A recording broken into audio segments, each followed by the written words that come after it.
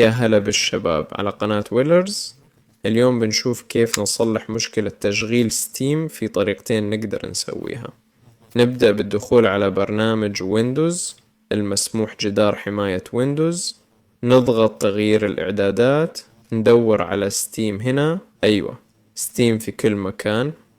وين ما لقيت ستيم عندي هنا 2، نشوف إذا موجودين لازم يكونون في الصندوقين. كمان في طريقة ثانية، ندخل على إزالة البرامج، ندور على ستيم، نشيله ونركبه من جديد. عادة هذا يحل المشكلة. كان معكم ويلر، مع السلامة يا شباب.